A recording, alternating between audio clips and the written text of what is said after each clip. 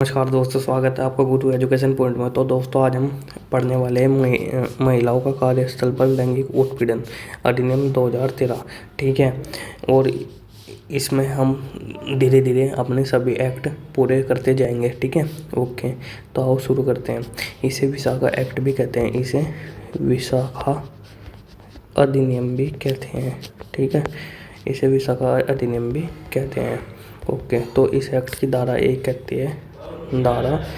कहती है कि इस अधिनियम का विस्तार संपूर्ण भारत पर है। ठीक है, और इस अधिनियम को राष्ट्रपति जी ने जो अपनी स्वीकृति दी थी वो 22 अप्रैल 2013 को दी थी। और यह अधिनियम 9 दिसंबर 2013 को लागू हुआ था। मतलब कि 22 अप्रैल और 9 दिसंबर 2013। ठीक है, इसको तो यह स्वीकृति दी राष्ट्रपति जी ने और इसको यह लागू हुआ। ठीक है, ओके। और ओके, अब हम आगे आते हैं। ये हो गया। ठीक है, अब देखिए इस एक्ट की धारा 2 में क्या है। इस एक्ट की धारा 2 में परिभाषाएं दी गई है। ठीक है, अब कौन कौन सी परिभाषाएं दी है ये हम देख लेते हैं। ये देखो, वैदित महिला, वैदित का मतलब है पीड़ित। मतलब जिस पर कोई जुर्म हो रहा हो। ठीक है, जिस पर कोई जुर्म हो रहा हो। ओके, अब हम थोड़ी सी और देख लेते हैं परिभाषा। किसी कार्यस्थल के संबंध में किसी भी आय की ऐसी महिला, चाहे नियोजित हो या नहीं, जो प्रत्याशी द्वारा लैंगिक उत्पीड़न के किसी कार्य करने के अभिकथन करती हो। ठीक है, अभिकथन करती है। ये देखो, किसी निवास स्थान पर चाहे गृह के संबंध में किसी भी आयु की ऐसी महिला है जो ऐसे किसी निवास स्थान या गृह में कार्य करती है। मतलब कि चाहे कोई ऑफिस में कार्य करती हो महिला, चाहे कोई किसी के घर में कार्य करती हो। ठीक है, और ये वहाँ पर कोई भी लैंगिक उत्पीड़न होता है तो यह धारा उसी के लिए है। ये धारा 2 में कहा गया है। ओके, ये देखो, प्रत्याशी से ऐसे व्यक्ति से अभिप्रेत है जिसके विरुद्ध वैदित महिला ने धारा 9 के अंतर्गत कोई परिवारवाद किया है। यह धारा 2 कहती है, 2 अंग कहती है। मतलब कि प्रत्याशी से ऐसे व्यक्ति से अभिप्रेत है जिसके विरुद्ध वैदित महिला ने परिवाद किया है। परिवाद मतलब कि शिकायत की है। ठीक है, जिसके खिलाफ वो महिला ने जो है शिकायत की है। आवाज़ में आगे ये देखो, इसमें लिखा है लैंगिक उत्पीड़न के अधीन निम्नलिखित में से एक या अधिक निंदनीय कार्य अथवा व्यवहार, चाहे वो प्रत्यक्ष या विविध तात्पर्य रूप से सम्मिलित हो। ठीक है, अर्थात शारीरिक संपर्क या आग्रहण, लैंगिक अनुकूलता की मांग या अनुरोध करना, लैंगिक अर्थ वाली टिप्पणियां करना, अश्लील साहित्य दिखाना या लैंगिक प्रकृति का कोई अन्य निंदनीय शारीरिक, मौखिक या अमौखिक आचरण करना। यदि कोई व्यक्ति किसी महिला को कार्यस्थल पर टच करता है या फिर कुछ उस पर कमेंट करता है या फिर कुछ उसको गंदी चीज़ दिखाता है या फिर कोई शारीरिक, मौखिक, अमौखिक आचरण करता है। ठीक है, आचरण करता है। ओके, अब हम इसमें थोड़ा आगे ये देखो, लैंगिक प्रकृति, ये तो हो ही गया। कार्यस्थल के अंतर्गत निम्नलिखित स्थल आते हैं। ठीक है, यह धारा 2 में कहा गया है। ये देखो, ये स्थल कौन से स्थल आते हैं, ये आते हैं। देखो, ये ऐसा कोई विभाग, संगठन, उपकरण, स्थापन, उद्यम, संस्था, कार्यालय या शाखा यूनिट जो समुचित सरकार या स्थानीय प्राधिकरण या सरकारी कंपनी के निगम या सहकारी सोसाइटी द्वारा स्थापित, उसके स्वामित्वाधीन, नियंत्रणाधीन, पूर्णतः सार्थ या उसके द्वारा प्रत्यक्ष रूप से या अप्रत्यक्ष रूप से उपलब्ध कराई गई निधियों द्वारा निधियों द्वारा वित्तीय की जाती है। मतलब कि कोई भी सरकारी ऑफिस इसमें कार्यस्थल आता है, या फिर कोई भी प्राइवेट सेक्टर संगठन या किसी प्राइवेट उद्यम उपकरण संस्था सोसाइटी न्याय गैर सरकारी संगठन यूनिट सेवा वाणिज्य शैक्षिक मनोरंजन औद्योगिक स्वास्थ्य सेवाएं कार्यस्थल जिसके अंतर्गत उत्पादन प्रदाता विक्रय वितरण या सेवा भी है। मतलब कि इसका कहने का जो वो है मतलब वो यह है कि चाहे तो सरकारी विभागों या प्राइवेट विभागों या कंपनियों या दुकान हो या फिर ऑफिस हो किसी भी चीज़ का, या फिर जहाँ पर महिलाएं कार्य कर सकती है वह सभी कार्यस्थल की परिभाषा में आते हैं। कार्यस्थल की परिभाषा में आते हैं। ठीक है, ओके। अब हम वहीं आते हैं, परिभाषा की कार्यस्थल में यह आते हैं। ओके, अब देखिए इसमें कहा गया है कि चाहे कोई अस्पताल या परिचार्य गृह हो, खेल कूद या उससे संबंधित अन्य क्रियाकलापों के लिए प्रयुक्त या कोई खेल कूद संस्था, स्टेडियम वगैरह, ठीक है, या फिर कोई भी कॉम्प्लेक्स जो मैंने आपको बताया बस में, ठीक है। अब इसमें हम थोड़ा और आगे आते हैं। कॉम्प्लेक्स अब नियोजित से उद्भूत या उसके प्रक्रम के दौरान कर्मचारी द्वारा पारदर्शिता कोई स्थान जिसके अंतर्गत ऐसी यात्रा के लिए नियोजक द्वारा उपलब्ध कराया गया परिवहन भी है। यदि कोई किसी के मतलब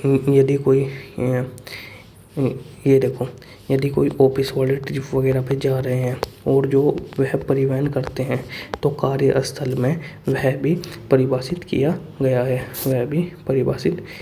गया है कार्यस्थल में। ठीक है, ओके। अब हम थोड़ा आगे आते हैं। नियोजित कराया गया परिवहन, ठीक है। ये देखो, कोई निवास स्थान या कोई गृह धारा दो अन्य कोई निवास स्थान या फिर कोई गृह धारा दो अन्य किसी भी महिला का किसी कार्यस्थल पर लैंगिक उत्पीड़न नहीं किया जाएगा। यह धारा 3 के अंतर्गत आता है। धारा 3 के अंतर्गत क्या आता है? धारा 3 के अंतर्गत देखो इन्होंने बताया है कि किसी भी महिला का किसी कार्यस्थल पर लैंगिक उत्पीड़न नहीं किया जाएगा। यह धारा 3 कहती है। धारा 3 कहती है, ठीक है, धारा 3 कहती है। ओके। अब अन्य परिस्थिति के साथ ही निम्नलिखित में से परिस्थिति यदि लैंगिक उत्पीड़न के किसी कार्य या आचरण से संबंध उत्पन्न हो रही है या उसमें विद्वान है उसे शामिल या लैंगिक उत्पीड़न माना जा सकेगा। इसको आप छोड़ दीजिए। ये तो बहुत ही ये टॉपिक नहीं, ये पॉइंट नहीं आने का क्योंकि इस बुक में थोड़े से कुछ ऐसे पॉइंट दिए हैं मतलब जो जिन्हें पढ़ना टाइम वेस्ट है। ठीक है, उसके नियोजन में अधिमान सम्मान अंतरीय विपक्ष ये तो वही है सब, इसे आप छोड़ दीजिए। ठीक है, अब हम इसका जो मेन पॉइंट है उस पर सीधे हम आगे आते हैं। इसमें ये सभी पॉइंट धारा 3 के अंतर्गत आते हैं। आप एक बार इन्हें खुद से पढ़ लीजिए। ठीक है, ओके। अब आते हैं हम आंतरिक परिवार समिति का गठन। ओके। किसी कार्यस्थल का प्रत्येक नियोजक लिखित आदेश द्वारा आंतरिक परिवार समिति नामक एक समिति का गठन करेगा, जहां कार्यस्थल, कार्यालय या प्रशासनिक यूनिटें भिन्न स्थानों, खंडों व उपखंडों स्तर पर अवस्थित होगी। वहां एक आंतरिक समिति या सभी प्रशासनिक यूनिटों का कार्यालयों में गठित की जाएगी। धारा 4, ठीक है। तो बेसिकली धारा 4 कहती है एक आंतरिक समिति का गठन। समिति का गठन जो यह जांच सके कि क्या उस स्थान पर किसी महिला का लैंगिक शोषण हो रहा है या नहीं। ठीक है, कि उसका शोषण हो रहा है या नहीं। ठीक है, अब इसमें परिवार को समझ लेते हैं। कोई व्यतीत महिला कार्यस्थल पर लैंगिक उत्पीड़न की घटना की तारीख से 3 मास की अवधि के भीतर श्रृंखलाबद्ध घटनाओं की दशा में अंतिम घटना की तारीख से 3 मास की अवधि के भीतर लिखित परिवार आंतरिक समिति को यदि इस प्रकार गठित की गई है कि इस प्रकार गठित नहीं की गई है तो स्थानीय समिति को कर सकेगी। यदि इसका बेसिकली कहने का मतलब ये है, यदि किसी महिला के साथ कोई भी उसके कार्यस्थल पर कोई भी गलत काम हुआ है या मतलब किसी ने वो छेड़ी है या फिर उस पर किसी प्रकार की कोई भी गलत बात कही है या फिर उसको कुछ मतलब ऐसा लगा है, तो वह वहाँ उस स्थान की आंतरिक समितियों को शिकायत कर सकेगी। कितने? 3 महीने के भीतर, 3 महीने के अंदर शिकायत कर सकेगी। यदि वहाँ समिति यह आंतरिक परिवार समिति नहीं है तो वह स्थानीय समिति को यह शिकायत कर सकेगी। यह धारा 9 के अंतर्गत कहा गया है, धारा 9 के अंतर्गत कहा गया है। ठीक है, ओके। परिवारवाद का मतलब आपको आई होप अच्छे से समझ आ गया होगा। ठीक है, आप देखो इसमें कहा गया है, परंतु जहाँ ऐसा परिवारवाद लिखित नहीं किया जा सका वहाँ आंतरिक समिति या यथास्थिति पीठासीन अधिकारी या सदस्य स्थानीय समिति का अध्यक्ष या कोई सदस्य महिलाओं को लिखित परिवाद करने के लिए सभी युक्ति सहायता प्रदान करेगा। यदि वहाँ कोई समिति नहीं है या फिर वहाँ पर स्थानीय समिति भी नहीं है तो वहाँ के यथाशक्ति पीठासीन जो अधिकारी होते हैं या फिर स्थानीय समिति का जो अध्यक्ष होता है या फिर कोई सदस्य महिला को लिखित परिवाद करने के लिए सभी युक्ति सहायता प्रदान करेगा। धारा 4 कहती है। ठीक है, परंतु यह किसी यथास्थिति आंतरिक समिति या स्थानीय समिति लेखबद्ध किए जाने वाले कारणों से 3 मास के अनधिकरण समय सीमा को वितरित कर सकेगा। यदि उसका यह समाधान 3 मास के भीतर अनधिकरण समय सीमा को विस्तृत कर सकेगी। यदि उसका यह समाधान हो जाता है कि परिस्थिति ऐसी थी जिसने महिलाओं को उक्त अवधि के भीतर परिवार संस्कारित करने का निवारण किया था, यह धारा 9 कहती है। ठीक है, यह इसकी परिभाषा है, अब कोई नहीं, आगे आ जाते हैं। ये देखो, अब हम आगे आ जाते हैं। इसमें कहा गया है, ये देखो जो सबसे ऊपर का पॉइंट मैंने लिखा है, यह है स्थानीय परिवार समिति का गठन जिला अधिकारी करता है, धारा 5 के अंतर्गत, और इसमें कम से कम 10 कर्मचारी होते हैं। ये मोस्ट इम्पोर्टेंट पॉइंट है कि स्थानीय परिवार समिति का जो गठन करता है वो डीएम साहब करते हैं और धारा 5 के अंतर्गत करते हैं। ठीक है, ओके, धारा 5 के अंदर करते हैं। ठीक है, ये भी इसमें थोड़ी सी तो बस वही है, धारा 9 के अंतर्गत इसकी डेफिनेशन दी गई है। देखो, जहाँ व्यतीत महिला अपनी शारीरिक या मानसिक असमर्थता या मृत्यु के कारण या अन्यथा परिवार करने में असमर्थ है तो उसका विधिक वारिस या ऐसा अन्य व्यक्ति जो विहित किया गया है इस धारा के अधीन परिवाद कर सकेगा। धारा 9 के अंतर्गत यदि किसी महिला की उसके कार्यस्थल पर किसी भी कारण मृत्यु हो जाती है, मतलब किसी उसके लैंगिक शोषण के कारण, तो इस धारा 9 में यह कहा गया है कि जो उसके साथ का व्यक्ति होगा, क्या तो उसका वारिस होगा या फिर कोई उसका पति होगा, वह धारा 9 के अंतर्गत यह मुकदमा कर सकेगा, परिवाद कर सकेगा। ठीक है, यथा स्थिति आंतरिक समिति की धारा 11 के अधीन जांच आरंभ करने की पूर्व तथा व्यतीत महिला अनुरोध पर सुलह के माध्यम से या प्रत्यार्थी के मामले का समाधान करने का उपाय कर सकेगा, परंतु धन संबंधी सुलह के आधार पर नहीं किया जाएगा, धारा 10 कहती है। ठीक है, इसमें ये देखो, इसमें जो धारा 11 अधीन जांच आरंभ करने की से पहले व्यतीत महिला यदि कोई सुलह करना चाहती है तो वह सुलह हो सकेगी धारा 10 के अंदर, लेकिन वह सुलह पैसों को लेकर नहीं होगी,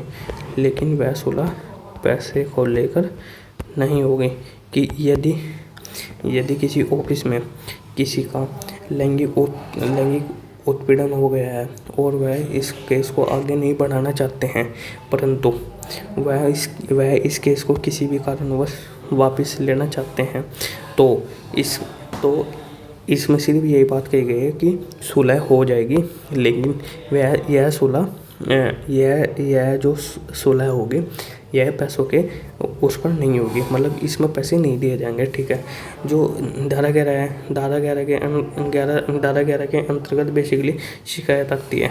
ठीक है, शिकायत आती है, क्या हो रहा है, धारा 11 के अंतर्गत बेसिकली शिकायत आती है। ठीक है, यदि किसी महिला का कोई भी किसी प्रकार से लैंगिक शोषण हुआ है तो वह धारा 11 के अंतर्गत शिकायत कर सकती है। ये पूरा का पूरा बस इसके बारे में बताया गया है, ये पूरी कहानी पढ़ने की हमें कोई भी ज़रूरत नहीं है। अब हम इसमें आगे आ जाते हैं। इसमें बस जो ये पूरा दिया है ये बस वही है कि हाँ, हम कोई किसी की शिकायत कैसे कर सकता है। चलो फिर भी आप ये टॉपिक देख ही लो। भारतीय दंड संहिता, अब तो दंड संहिता तो बंद ही होगी, अब तो BNS और BNSS आ गई है। भारतीय दंड संहिता की धारा 509 में अंतर्विष्ट बात की होते हुए भी न्यायालय जब प्रार्थी को अपराध का दोषी ठहराया गया तो धारा 15 के उपबंधों को ध्यान में रखते हुए प्रार्थी द्वारा व्यतीत महिला को ऐसी राशि संदेह का आदेश कर सकेगा जो वह उचित समझे। मतलब कि अगर जो सुलह होगी, अगर जो आपस में सुलह करेंगे तो पैसों की कोई बात नहीं होगी। ठीक है, यदि अगर जो न्यायालय द्वारा यह फैसला सुनाया जाएगा और जो जुर्माना न्यायालय लगाएगा, सपोज करो किसी को 2 लाख रुपए देने को लिए कहा तो वह 2 लाख रुपए देगा। इसमें बस यही बात कही गई है बेसिकली, और कुछ नहीं। ओके, अब हम आगे आ जाते हैं। आगे तो बस यही है, ये होगी परिवाद की जांच। परिवाद की जांच में बस यही है, जहाँ यथास्थिति आंतरिक समिति या स्थानीय समिति इस निष्कर्ष पर पहुंचते हैं कि प्रत्याशी के विरुद्ध अभिकथन दोषपूर्ण है या व्यतीत महिला या परिवाद करने वाले किसी अन्य व्यक्ति ने परिवाद को मिथ्या जानते हुए व्यतीत महिला या परिवाद करने वाले किसी अन्य व्यक्ति को कोर्ट रचित या प्रमाणिक दस्तावेज पेश किया है। यथाशक्ति नियोजक या जिलाधिकारी को उस महिला तथा व्यक्ति के विरुद्ध जिसने यथाशक्ति धारा 9 के उपधारा 1-2 उपधारा के अंतर्गत परिवाद किया है उस पर लागू सेवा नियम उपबंधों के अनुसार जहाँ ऐसे सेवा नियम विद्यमान है वह ऐसी रीति जो विहित की जाए कार्रवाई करने की सिफारिश कर सकेगी। मतलब कि इसमें बेसिकली बात यह कही गई है धारा 14 के अंतर्गत सिर्फ बेसिकली यही बात कही गई है कि यदि कोई झूठी शिकायत करता है तो उसके खिलाफ भी कार्रवाई होगी, होगी। इसमें बस बेसिकली ये बात कही गई धारा 14 के अंतर्गत। ठीक है, ओके, अब हम आगे आ जाते हैं। इसमें बस ये धारा 13 के उपखंड 3 वगैरह में ये देखो क्या कहा गया है, इसे आप छोड़ दो। व्यतीत महिला को पहुंचाए गए मानसिक आघात, पीड़ा, यातना, भावनात्मक कष्ट देना, लैंगिक उत्पीड़न की घटना के कारण व्यक्ति के अवसर की हानि, पीड़ित द्वारा शारीरिक या मानसिक चिकित्सक के उपचार के लिए उपगत व प्रत्याशी की आय व्यय और वित्तीय हैसियत एस्मुत या किस्तों में संदेह की साध्यता की गई है। मतलब कि धारा 15 में ये कहा गया है, धारा 15 के अंतर्गत ये कहा गया है कि यदि व्यतीत महिला को मानसिक, ठीक है, तो इसमें बेसिकली धारा 15 के अंतर्गत ये बताया गया है कि व्यतीत महिला को पहुंचाए गए मानसिक आघात या फिर उस महिला की किसी भी कारण हानि हुई हो तो उसके प्रत्याशी की आय व हैसियत के हिसाब से उसको पैसे दिए जाएंगे। ठीक है, पैसे चाहिए आप किस्त में दे दो, या फिर एक साथ दे दो, या फिर एक साथ दिए जा सकते हैं। यही धारा 15 कहती है, यही धारा 15 कहती है। ठीक है, ओके। और धारा 16 के अंतर्गत यही कहा गया है कि धारा धारा 9 के अधीन किए गए परिवार के अंतर्वस्तु व्यतीत महिला पदार्थ या साक्ष्यों की पहचान के लिए और सुलह की जांच कार्यवाही से संबंधित किसी जानकारी या यथास्थिति आंतरिक समिति या स्थानीय समिति की सिफारिश के अधिनियम के अधीन नियोजित या जिला अधिकारी द्वारा की गई कार्यवाही को किसी भी रीति से प्रकाशित प्रेस या सार्वजनिक स्थानों पर प्रकाशित नहीं किया जाएगा। या धारा 16 कहती है इसमें 5,000 रुपये का दंड है। ठीक है, इसमें जो धारा 16 कहती है उसका वह बेसिकली कहते हैं 16 कहती है कि इसको ना तो प्रकाशित किया जाएगा और ना ही सोशल मीडिया पर डाला जाएगा या फिर ना ही किसी को बताया जाएगा। अगर जो कोई ऐसा करता है तो इसमें धारा 16 के अधीन 5,000 रुपये का दंड है। कितने का? 5,000 रुपये का दंड है। इसमें बस बेसिकली यही बात बताई गई है। ठीक है, इसमें बस बेसिकली यही बात बताई गई है। ओके, अब हम आगे आ जाते हैं। अब बस ये थोड़ी सी और है, बाकी फिर हम इसको ख़त्म करते हैं। उस व्यक्ति पर ये देखो, उस व्यक्ति को लागू सेवा नियम के उपबंधों के अनुसार जहाँ ऐसे सेवा नियम विद्वान नहीं है वह ऐसी रीति रिवाजी में जो विहित किया जाए शास्त्रीय दंड का दायी होगा, वही 5,000 रुपये। धारा 17 इसमें कहती है अपील सिफारिश के 90 दिन की अवधि के भीतर की जाएगी। यदि कोई इसकी अपील करता है तो वह सिफारिश के 90 दिन के भीतर की जाएगी, तो वह इसके 90 दिन के भीतर की जाएगी। ये तो सारा बेसिकली उसके बारे में ही बताया गया है, इसको पढ़ने की कोई ज़रूरत नहीं है हमें भी।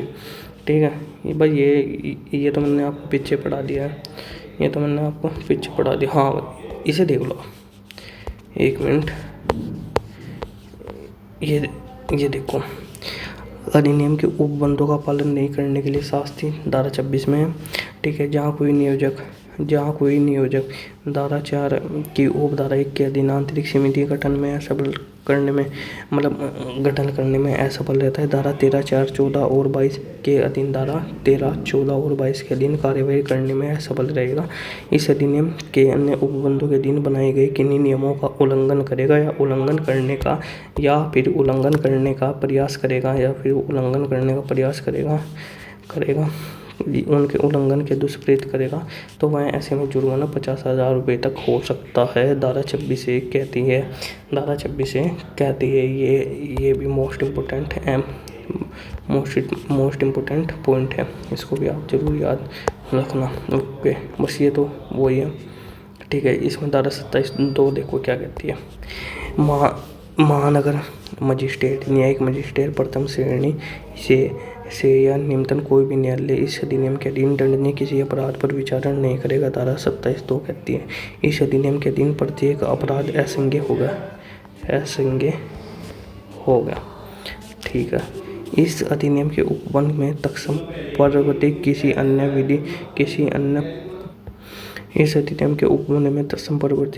विधि के उपबंधों के अतिरिक्त होंगे, न कि अल्पीकरण होंगे। धारा 28 इसमें कहती है। ठीक है, कार्यस्थल पर ये देखो मोस्ट इम्पोर्टेंट, कार्यस्थल पर यौन उत्पीड़न रोकथाम अधिनियम 2013 मतलब कि प्राइवेट और गवर्नमेंट सेक्टर दोनों पर है।